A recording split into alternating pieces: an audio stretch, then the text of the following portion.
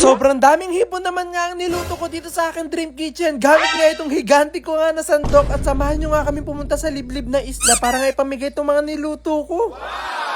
Sobrang aga nga dumating nga nitong in-order ko nga na 30 kilo nga na mga hipon para nga talaga sa lulutuin natin. At talagang napakasarap nga yung iluluto natin gamit nga itong mga hipon nga na to, kaya talagang dinamihan ko nga talaga yung bili. At para nga magawa yun, kailangan nga muna nating balatan nga itong napakaraming hipon nga na to. Kailangan nga tanggalin yung ulo, yung balat, as in yung pinakalaman lang kailangan natin. At kapag nga ako nga mag-isa lang ang gagawa nga nun, iaabutin nga ako dito ng isang buwan. Kaya talaga nagpatulong na ako sa mga kasama ko para mabalatan na namin to lahat. At talagang inabot nga kami halos dito ng 4 o 5 oras para mabalatan lahat nga talaga to sa sobrang dami. At after nga namin silang mabalatan at matanggal lahat ng kailangan tanggalin, nilagyan ko na nga sila dito ng asin, tapos binudbudan ko na nga rin nga ng paminta. At hindi nga basta-basta ang luto nga yung gagawin nga natin dito nga sa shrimp nga na to, at sigurado nga ako na talagang sobrang sarap. At nung na-ready ko na nga itong mga hipon nga natin, i-ready ko naman nga itong mga pang-coat nga para dito sa ating mga hipon. At isa nga rin talaga sa dahilan kung bakit sobrang excited ko nga talaga magluto ngayong araw, dahil nga ngayon na natin gagamitin ngayon, nabili natin super giant sandok. On the way na nga daw kasi papunta dito sa amin ngayon super giant ko nga na sandok, kaya talaga excited na ako. Pero bago nga yun ay mag-uumpisa na nga ako maglagay nga ng napakaraming mantika nga dito sa ating higanting kawa. At habang naglalagay nga ako nitong mantika, talaga nagulat nga ako kasi paparating na nga daw dito yung higanting ko nga na sandok, kaya lumabas na nga agad ako. At talaga sobrang laking tuwa ko nga pagdating nga dito sa amin, pati nga yung mga kasama ko ay talagang gulat na gulat dito sa sandok ko. Kaya naman dali-dali ko na nga itong kinuha para ma-unbox ko na nga or ma-unwrap na nga natin para talaga makita na nga talaga nila yung itsura. At yung excitement ko nga sa pag-unwrap nga nito, para ako nagbubukas ka ng regalo tuwing Pasko. At nung finally ngayon na-unwrap ko na nga siya, ay talagang tuwan-tuwa nga yung mga kasama ko kasi ngayon lang sila nakakita ng ganito kalaking sandok. At talaga sa sobrang laki nga daw nito, pwedeng-pwede ko nga daw itong sakyan habang nagluluto. At kapag ito nga yung sandok nga na ginamit mo, ay talagang isang halo mo pa nga lang ay luto na nga yung pagkain. Parang ang sarap parang dalhin nga sa birthday yan nga ng ganito kalaking sandok, talagang pati yung may birthday, masasandok mo. At dahil na-unwrap na nga natin siya, talagang hinugasan ko nga lang to at dali-dali ko na nga dinala dito sa aking Dream Kitchen. At akala ko nga talaga hindi nga kakasya nga itong malaki ko nga sandok nga na to dito sa aking kawa, pero buti na nga lang talaga sobrang laki nga rin itong kawa ko, kaya talagang bagay na bagay sila. At para magamit na nga natin itong higanting sandok nga na to, ay mag-uumpisa na nga tayo magluto nitong hipon. Kinote ko nga lang itong hipon natin dito sa flour, tapos nilagay ko siya dito sa ating itlog, tapos nilagay ko nga rin siya sa cornstarch, tsaka ko nga siya pinag-swimming dito sa ating kawa. At ganun nga yung ginagawa ko nga po ng paulit-ulit, at talagang isa-isa ko nga silang tinutulbog dito sa ating mantika para talaga hindi sila magdikit-dikit. At nung marami na nga tayo nalalagay at marami na nga naluluto, kaya kinuha ko na nga itong super giant nating sandok para maiahon na natin sila. At akala ko nga nung una na kapag ito nga yung ginamit ko nga na pag-ahon dito sa ating mga pinrito, ay talaga madali lang kasi madadala ko na nga silang lahat dahil sa sobrang laki nitong sandok natin. Kaso hindi pala. Paano kasi hindi lang yung mga naluto yung nadadala nitong sandok na to, pati nga yung pinakamantika nitong kawa. Kaya ending sobrang bigat nitong sandok at talaga hindi ko mabuhat-buhat kasi talagang pati yung mantika nasasama. At napakaganda nga rin itong napakalaki sandok na to sa mga nagpapalaki ng braso, kaya kung nagji-gym nga po kayo at nagbabalaki kayo ng braso, pumunta po kayo dito at magluto tayo gamit ito. Akala ko nga kasi nung una magaan lang siya, tapos kayang-kaya ko siya buhatin, kayang-kaya ko gamitin itong pangluto, pero ang bigat-bigat niya pag tumatagal. Hindi naman sobrang bigat nga itong napakalaking sandok nga natin, bumibigat nga lang siguro siya dahil nga pag matagal mo siyang hinahawakan, dahil nga nangangalay. At imbis nga na mas mapabilis, talagang lalo nga tatagal, kaya ginamitan ko na nga ng strainer para maahon na nga natin lahat ito. At nung natapos na nga itong maluto, nandito na nga tayo sa exciting part kasi dito na nga sasarap nga itong mga hipon natin. Nag-cut nga lang ako dito ng lemon, tas piniga-piga ko nga to kasi kailangan nga natin yung pinaka-juice nito. At pagkatapos nga nito, binuksan ko na nga rin itong mga mayonnaise nga natin at nilagay ko na nga sila dito sa aking higanting kawa. Pagkatapos ko nga mailagay itong mayonnaise, sinunod ko na nga rin itong ketchup, tapos minix-mix ko nga lang to, tapos maglalagay din tayo dito ng honey. Pagkatapos ko nga pong malagay yung honey, sinunod ko na nga rin pong ilagay yung lemon juice. At kinakabahan nga ako sa magiging lasa nga nitong sauce nga natin, baka nga hindi masarap, kaya agad-agad ko nga muna itong tinikman kung okay at pasado. At 101% talagang pasado, talagang napakasarap. Kaya dali-dali ko na nga binuhos dito lahat nga ng mga naluto nga natin dito mga hipon para talagang mag-mix-mix na sila kasama nga yung sauce. At nung nailagay ko na nga lahat ng mga naluto natin ditong hipon, ay agad-agad ko na nga itong pinaghalo-halo at talagang medyo nahihirapan nga ako kasi parang ang hirap niyang haluin dito sa maliit na sandok. Kaya para mapabilis na nga itong paghahalo nga natin, kaya tatawagin ko na nga itong higanti kong sandok.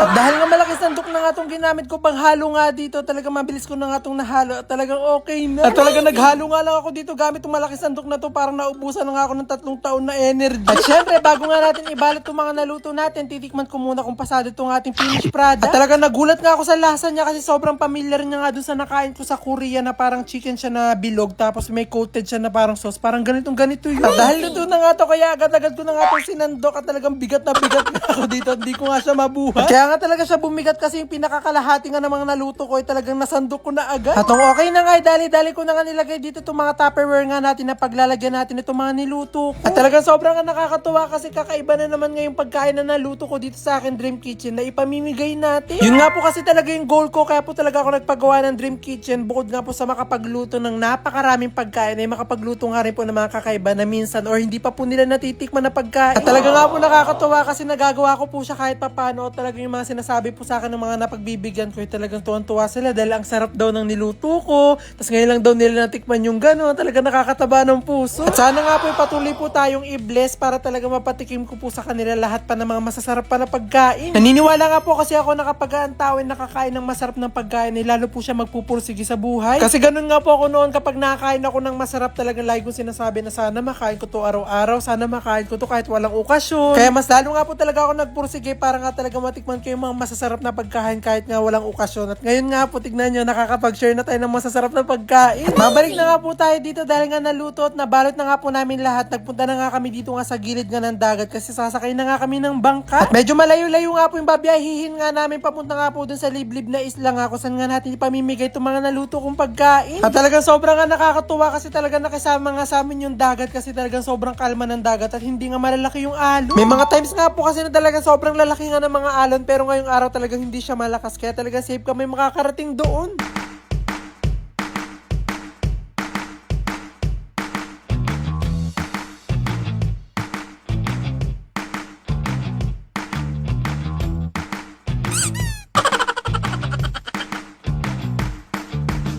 At matapos nga po ang napakahaba nga naming biyahe, finally nakarating na nga rin tayo dito sa isla kung saan nga natin ibibigay ngayong mga naluto kong pagkain. At talaga sobrang nga nakakatuwa kasi nung pagbaba ko pangalan sa bangka, talagang kitang-kita ko na agad sa ngiti nila, talagang tuwan-tuwa sila. At mas lalo pa nga po silang magiging masaya dahil nga dito sa dala nating napakasarap na pagkain. At makakasigurado nga po ako na lahat nga po sila mabibigyan, pati nga po yung mga nasa bahay nga nila kasi sobrang dami ko nga pong naluto. Kaya maraming salamat nga po sa panonood nyo po at pag-follow nyo po sa akin kasi kung di dahil po sa inyo, hindi po tayo makapagluto ng ganito karami at kasasarap na mga pagkain. Amazing!